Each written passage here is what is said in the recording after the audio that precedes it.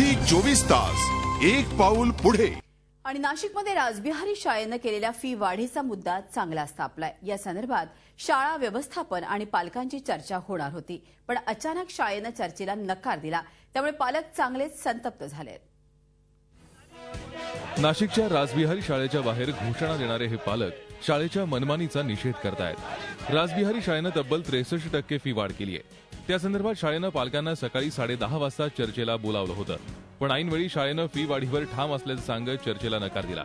त्यामुळे शाळेविरोधात आक्रमक झालेल्या पालकांनी प्राथमिक शिक्षणाधिकारी आणि शिक्षण उपसंचालकांकडे तक्रार नोंदवली आहे। मला एज्युकेशन डिपार्टमेंट कडनं नोटीस आलेल्या आहेत। हा प्रश्न आता त्यांच्या कोर्टात प्रलंबित आहे, तर तुमच्याशी चर्चा करण्यात आम्हाला काही स्वारस्य नाहीये। गव्हर्नमेंटने आम्हाला नोटिसा दिलेल्या आहेत, सेल टॅक्स डिपार्टमेंटने आम्हाला नोटिसा दिलेल्या आहेत।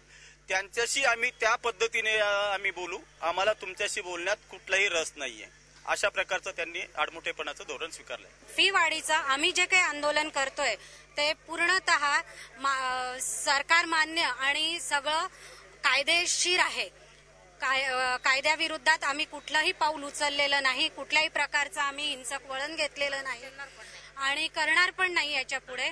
आणि जे फक्त योग्य आहे आणि बरोबर आहे, कायदेशीर आहे, त्यासाठीच आमचा लढा आहे। या संदर्भात मनपाच्या शिक्षण मंडळानंही शाळेला नोटीस बजावली आहे। इतकी अवास्तव फी वाढ केल्यानं शाळेची मान्यता का रद्द करण्यात येऊ नये अशी विचारणा त्यामध्ये करण्यात आली आहे।